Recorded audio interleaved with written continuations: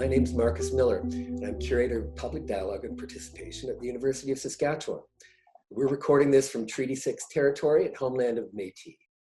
Remote is a series of short interviews with artists, and is prompted by our extraordinary circumstances. We want to know how artists are coping, what projects they're working on or thinking about. And the first conversation is with Linda Duvall, a Saskatoon-based artist who talks about her work as a convergence of collaboration, performance, and conversation. Linda's work takes the form of community-based research. And in addition to 2 MFAs, she has degrees in sociology, English, and education. Her work takes the form also of photography, video, installation, and performance. And from my point of view, I think performance is a kind of a center for Linda's practice in general and informs all her work. She's exhibited across Canada and a good many international venues. So, Linda, how are you? Hi, Marcus. Hi. What's been on your mind during these extraordinary circumstances? What are you doing? Well, it's been very interesting because in some ways I went back to what I'd done 2 years ago, which is when I did the hole. And now I'm back looking at smaller holes in the ground every day. It's almost like cyclical. Because I was wanting to talk to you about that project, which, you know, I think of as like one of your magnum opuses.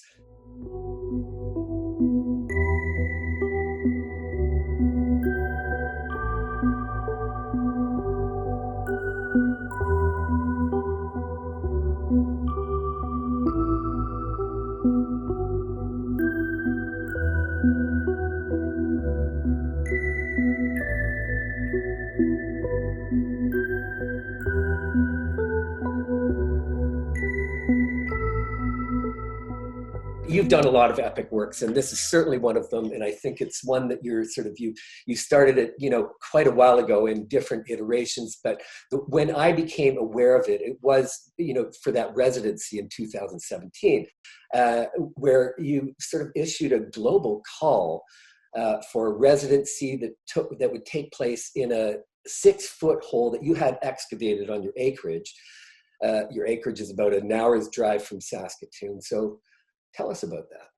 Okay, so it's 80 acres, and I think I'm very bonded to that land. Like, it somehow matters to me. And so I really had wanted to sort of understand what was under the soil, particularly because it's native prairie. And native prairie has a significance because it's protected and endangered.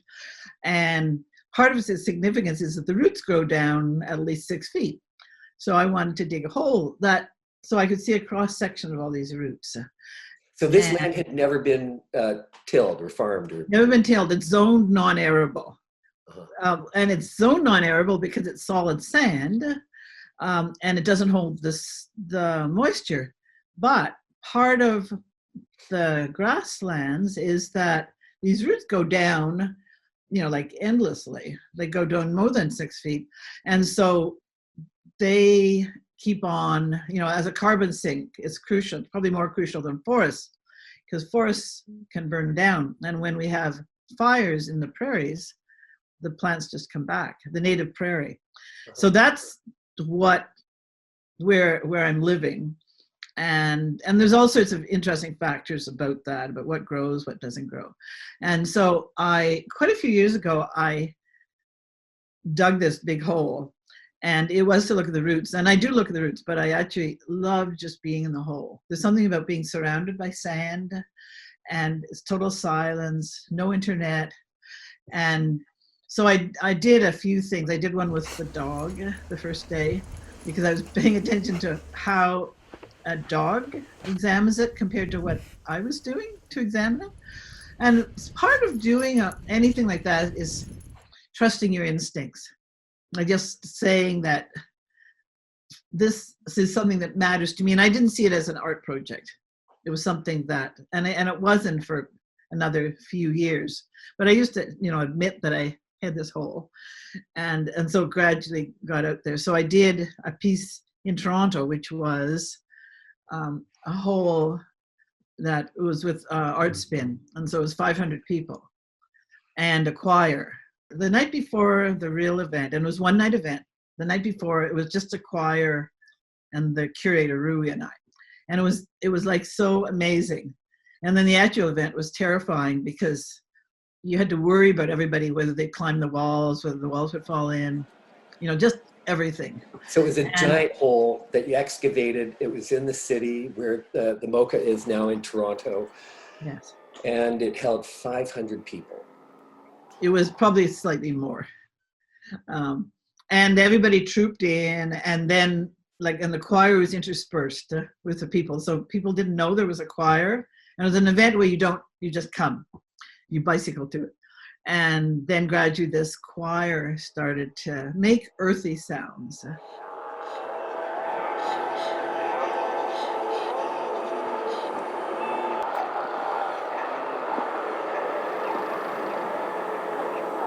And the sounds seemed like so right. Having 500 people was good for them, but I definitely, it was a management issue.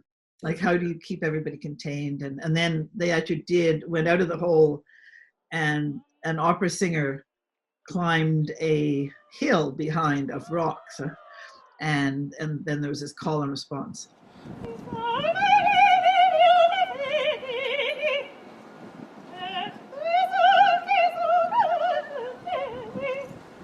I said that if I ever did this again, I'd only do it with one person. And it's the kind of stuff you say after you've done something major like that. Yeah. And so the next year, when we're thinking about I was invited to show photographs of the hole. Now, just tell me, what year was that, the Toronto project? About? I think it was 2015. So 3 years approximately after you had your own hole excavated on your acreage. Yeah. So this is a long-term thing, and most of my projects just go on and on. So I was, I was sitting in the hole. I was sort of studying the roots because they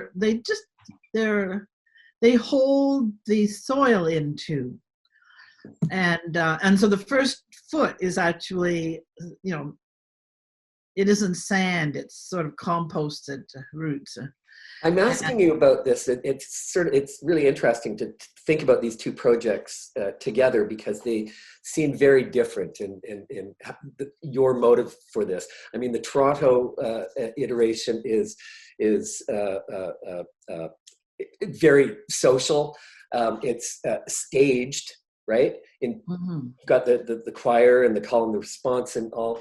And the original hole that you have excavated on your acreage, the way you talk about it sounds like it's really motivated by the land. That you're talking about the roots and yeah. And that I'm sure it wasn't the motive in Toronto, or you tell me, was it? Well, it was interesting because in fact, there is different soil. The soil in Toronto was also sand. It was very similar. So we had a little bit of, like a couple of days where we actually played in the sand in Toronto too. Okay. Buried things, danced, sang. But the event was probably, I was invited to do something and with Rui Pimenta, and we and it seemed like it would be nice to share the experience of being in the hole. So that's how it started. And then as it develops, then you realize, there's a lot of people, and the hole, it's very different to dig a hole on your own land and to dig it in the middle of downtown Toronto, because there are lots of rules, regulations, complications. And we're working with the developer for MOCA, who also had his own rules. And so it was a different kind of experience, but in fact, once you're in the hole, it was the same. It was this presence of being surrounded by soil. And what happens with it, the acoustics are different. When you sing in a hole, it sort of comes back to you because it doesn't go up in the same way. So there were actually a lot of similarities, except that the key difference was so many people. Right. And so that's what I want to get back to, because, when I first experienced the residency that you did, you had a feed going from it was one-on-one, like one participant with you for 6 hours over just one day or 2 days. And you had a camera there, and people came with various projects. And when I walked into Paved Gallery to see it for the first time, it was a video installation, real time. And there were these two women kind of sitting there, baking in the sun and being silent and not doing anything really, except that you were both just there. And that so impressed me. And if I put my art history hat on, I'd say that performance about just kind of being there and not that it follows in a kind of an anti-art trajectory, in the sense that it's very, very unromantic. That was not staged. I mean, except for, staging the whole itself and the residency itself. It was very unromantic, and it was very anti-theatrical.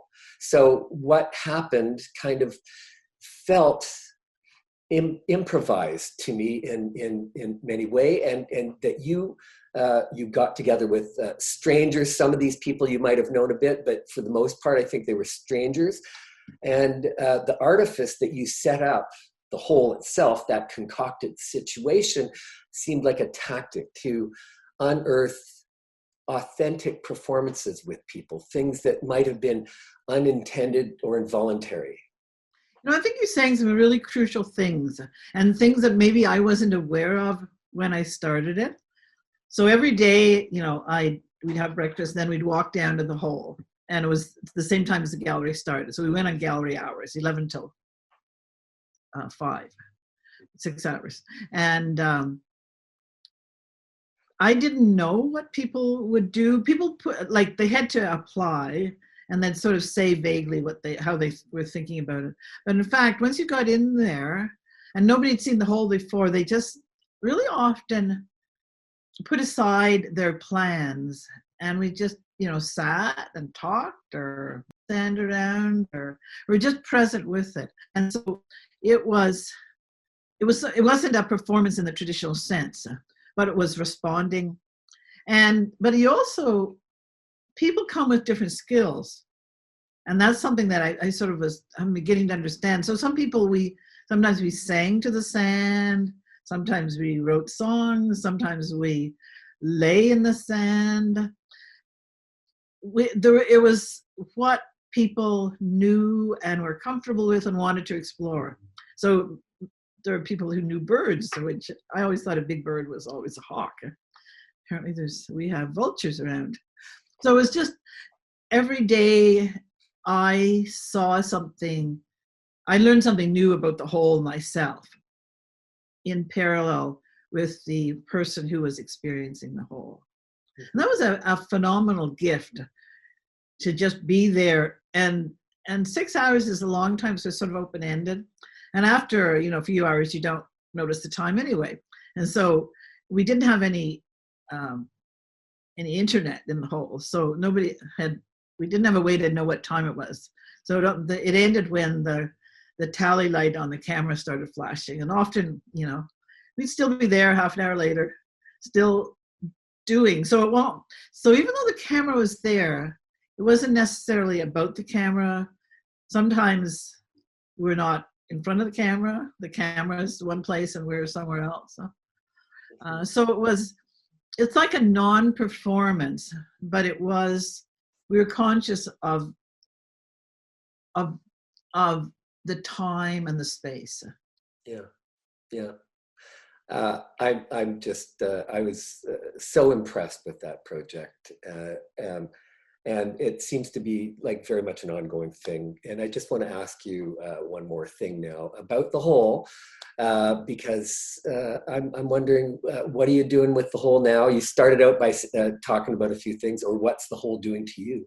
Well, the whole is not a static item. It's a performative. It's changing.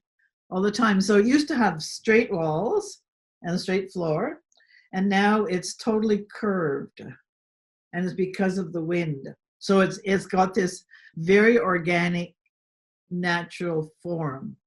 And as of yesterday, so there's bank swallows. I forgot to mention them. So we were there, and we were there a few days, and then the bank swallows arrived and thought it was a good place to make nests. And because we were there already, they just settled in and were quite happy to ignore us and have us there. And so they're back as of yesterday. They were flying around. But it's interesting that I think the hole will get reclaimed eventually, because there's a ramp to get in, and over winter the ramp degrades badly, like as in because the water is a drainage ditch as opposed to a ramp. So Linda, you don't like maintain the hole, the original form, or? I would have to get a backhoe in again. But it sounds like you're letting it be, and I'm letting it be, yeah. And I think paying attention, because it's quite beautiful to have this, geometric shape become it's got a lovely flow, and it's not as deep as it was. I think that's a great, great project. It's very inspirational to me. You're an inspiration to me. I thank you for doing this, Linda. Okay, thank you.